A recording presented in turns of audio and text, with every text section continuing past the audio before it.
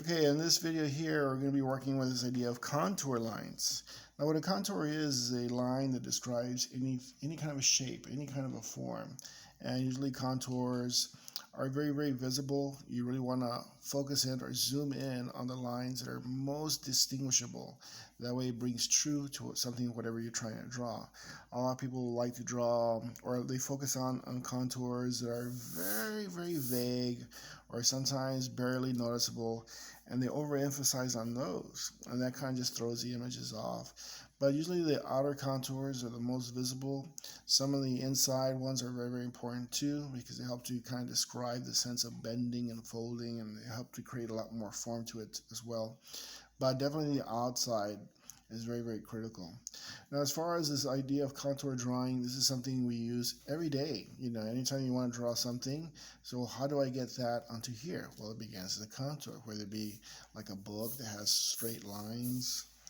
Let me get another marker. This one's kind of faded out. Or something that's a little bit more organic and it has curved lines, but everything has a line. And those are the things that we as visual artists, those are the things that we look for. We look for those lines because, that's basically what we feed on. And once the line drawing is done, then we can start incorporating shading or color, whatever. We begin at some point, we need to begin with something. We need to be able to see things. So if you're a musician, you really have to be able to tune in and listen so well to all the little details. That way you can kind of follow or fill in. If you're a visual person, you have to sit closer to a thing, so you can really be able to zoom in and be able to see all the nice information. But as far as contours, especially for beginning students, they have a tendency to focus too much on the paper and not enough on the actual subject. So that is a big reason why things look kind of weird. Some things look kind of funny. So usually what I have students do as far as contour drawing is draw your hands. A lot of people always assume that hands are very expressive, and they are. They have a sense of mass. They have a nice sense of direction. They can imitate a lot of things. So hands are really good to draw. Now, as far as drawing the contour, a lot of people always assume that hands are also very difficult, because they have proportions. There's a size relationship between each finger. The hands do this, the hands do that, and this idea of perspective, of fingers moving towards me, you create this sense of tension or anxiety that, oh, this is harder than the other, or the other position anyways. But what you want to do is focus on the contours. And a difficult thing of thinking is don't really think of it as hard, or don't think of it's easy. The most important thing is I can see it, and that makes it easy enough. So again, when you're doing blind contour, you're not supposed to be looking at the paper at all. And this is where I have the students begin. Because again, if I position the hand like this, most students will still draw it flat, or at least subliminally. They'll draw it flat. They won't curl these in at all. They'll just draw the whole hand flat. And again, because they're not really looking at the line, they're thinking of the hand still, which is a big no-no. So again, in blind contour drawing, it's supposed to come out distorted. It's supposed to come out kind of bigger or smaller, or, and that's fine. What I'm really concerned with is the quality of line that you're giving me. I want to see the nuances of the lines as they change inwards or outwards. I want to see that. So again, if I were to start at a point, I'm not going to say I'm going to start next to the thumb. I'm going to say I'm going to start right there at this point right here. And what I'm going to do is I'm going to focus first on the outer contour. And I go very slow. Now, I can always look at the paper, but I prefer not to. Just because I want to make this line drawing all about the contour. How it just so slightly changes from here to there. And sometimes I can work on the inside a little bit, but sometimes you go, I don't know how to get back to the outside. It doesn't really matter. The idea is that you're enjoying the little nuances of the line. The way it moves this way, it moves that way, and it goes around. So again, when I look at it now, I say, boy, that really got nice and wide. But the most important part are all these little nuances, all these little changes of directions, all these little parts where it seems to swell. And when you look at it very, very closely, it does that. It's a little bit bigger, and it goes around. And it goes outward slightly, goes inward slightly, goes outward slightly, and it turns around.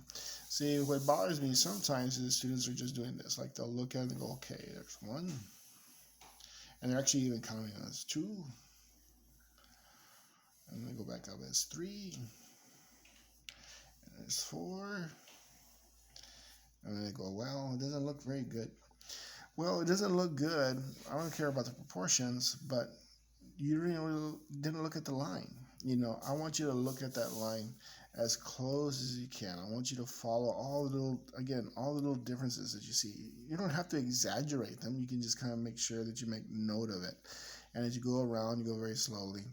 As far as these drawings, they usually only last like 20 seconds because most of the time students kind of lose their sense of direction as to where is this going, and they just kind of like, they don't have that amount of discipline or that amount of attention. So 20 seconds is pretty good for a blind contour. But then what we normally do in class, I have everyone do maybe like 5 to 10 of blind contour, and then I'll start giving them an opportunity to look back at the drawing, but only after like 8 seconds. So I'll give them 8 seconds, I'll count 8 seconds, and they'll be drawing and they'll be drawing. Well, let me change the perspective. So I'll go like this, and so I start right there on the outside. And from there I keep on going, I'll go around, and I'm counting. All this time I'm counting, and I'll say stop. So when you stop, you look at it, so you kind of look at the proportions, you look at what you're at, and then continue again, and we'll start again. We'll go for another 8 to 10 seconds. You just keep on going, and you're looking, and say stop. So okay, I can see where I'm at. Then you continue. So I go like this, I go around like this, I go back, and stop. Okay, then you go back around. Do it again, keep on going, you stop. So, okay, so you move back around again, So by giving the opportunity to look back at the drawing, you can always, of course, adjust as to your placement, or you can move to another spot. But I'm giving you a long time in between. At the very, very end, we'll do maybe like 4 contour drawings with about 8 seconds in between, and then we'll do another 4 with another 7 seconds in between, and then we'll do another 4 with 5 seconds, and then we'll do 4 with 3 seconds. Well, before you know it, we're doing about 3 to 2 seconds in between each one. So the hope is that at the very, very end, you've already kind of like said, okay, he said that it doesn't really matter if you think it's hard or it's easy. As long as I can see it, we're all good.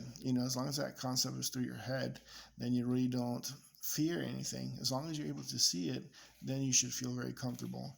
And also, when we are drawing, especially with a high ratio in between, in the sense that we're looking, we're drawing, we're looking, we're drawing, we're looking, we're drawing. So again, this would be like I start there.